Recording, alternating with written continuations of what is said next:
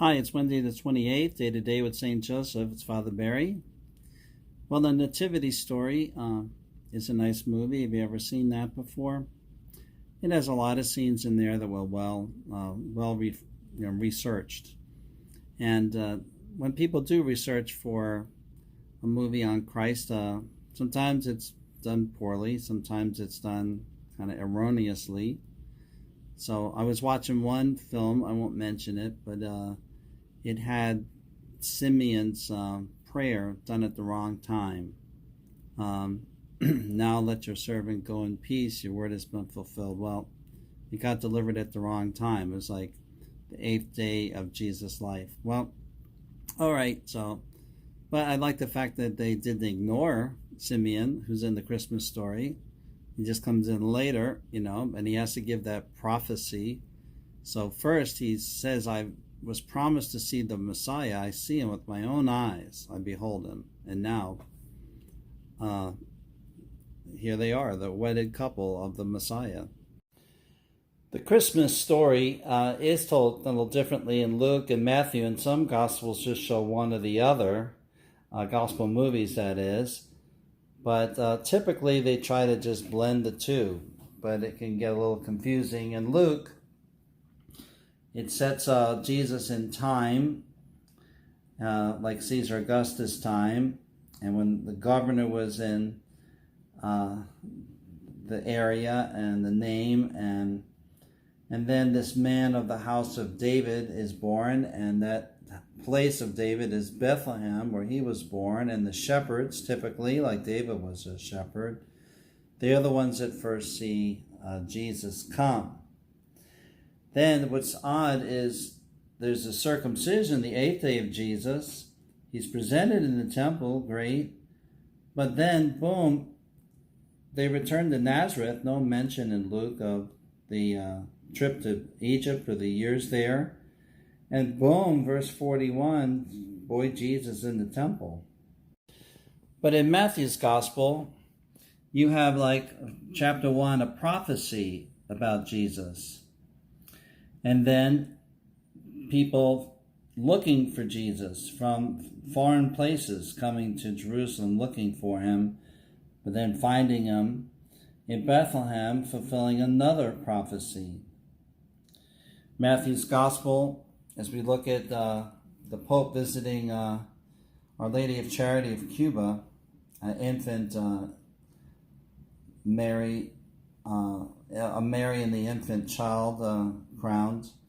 Matthew's gospel, though, spends a lot of time with titles before you even have the birth of Jesus. He will be the Christ, the anointed one, the son of David, like 2 Samuel 7:8, the son of Abraham, Genesis 22:18, but also Matthew 1.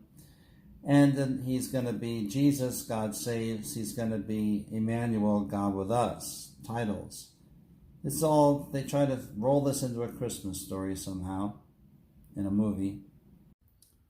Now here's a picture of Joseph holding the child Jesus, and it's nice. It's a nice image, but if you read the story of the Magi in Matthew 2, verse 11, it says they come into the place where Jesus was, and then seeing Mary, his mother, and the child, they prostrated themselves and worshipped and gave gifts. In the two movies that our men's group watched, they had Joseph there, observing it all, but in scriptures he's not there. He's not mentioned until the family is warned that they can go back to Egypt. The family is given the angels directive that they can leave Egypt, and go back. And Jesus has grown a little bit more, and as depicted in this other kind of icon here, Jesus a little older and going back to Nazareth. Luke has him back in Nazareth too soon, and Matthew doesn't. There's also a film on just the Gospel of Luke that's been done, and also one on the Gospel of Matthew, and they just go line for line and show it. And but most Christmas stories and Christmas scenes, nativity sets, are kind of a combination of the two.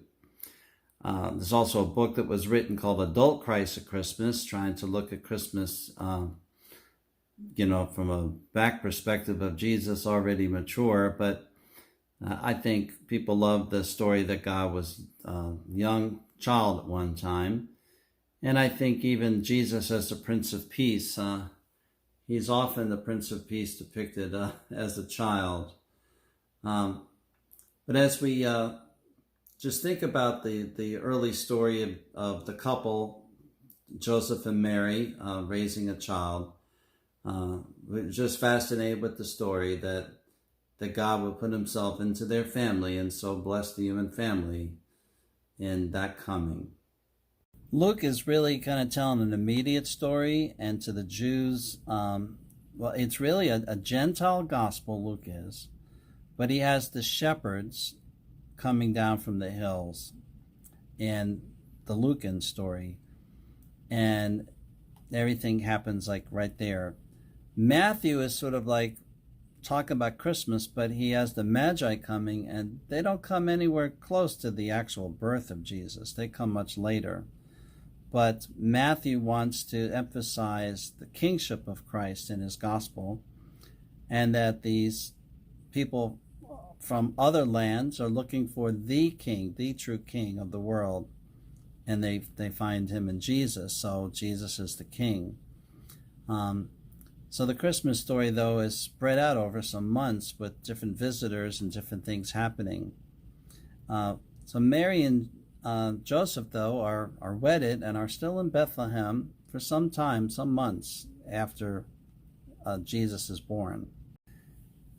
And they are pondering all the natural things going on, how to take care of Jesus and get him what he needs and clean him and hold him. And so, but I think spiritually, thinking now maybe after what they heard at the temple by Anna the woman, prophetess, and Simeon, the man who blesses the child but also delivers the prophecy. Now they're thinking in bigger spiritual categories, and I wonder how well Joseph and Mary knew the book of Hosea. And Israel was told there would be a future day of redemption when God himself would be groom and his people would be a bride. And now I think that Joseph and Mary kind of see that the Redeemer is in their family now, and that they're a bride and a husband. So in Hosea, God had declared he was a husband forever, and he had a relationship down with his people.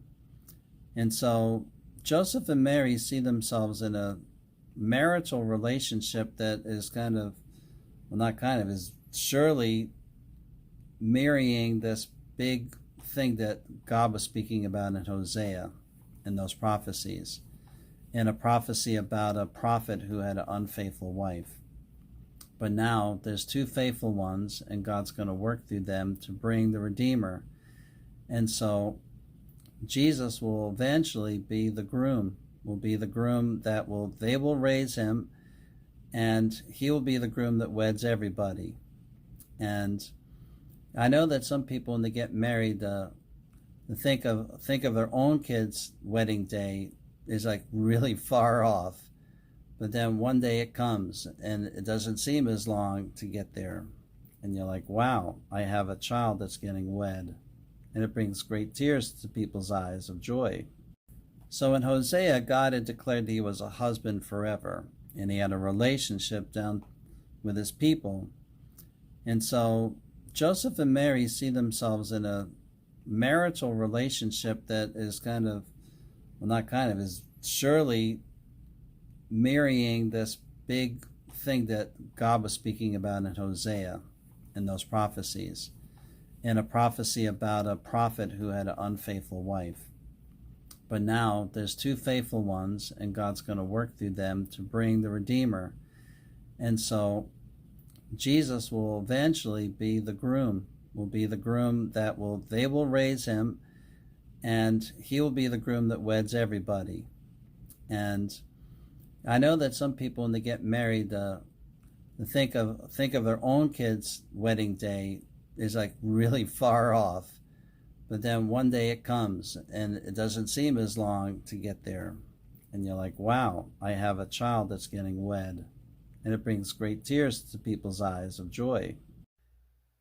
Well, when we talk about Joseph and Mary, they have their child, and do they think that they'll have a grandchild? Well, they don't. Um, but you can imagine them dreaming about what their son is going to do and how he's going to change the world. And it's pretty awesome to them.